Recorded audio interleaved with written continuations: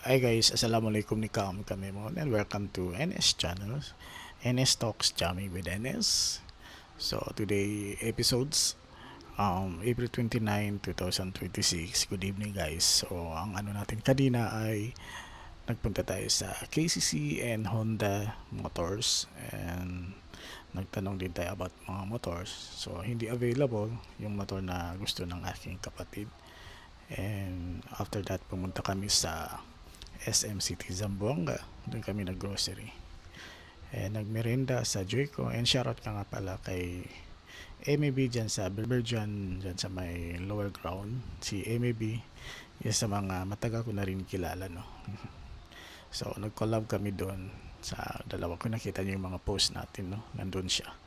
So, yun lang guys ang ganap natin nila guys. So, maraming salamat pa rin po sa pag share and likes and comments sa ating mga posts, no, na nagustuhan nyo. Maraming salamat po sa ating mga followers. God bless po.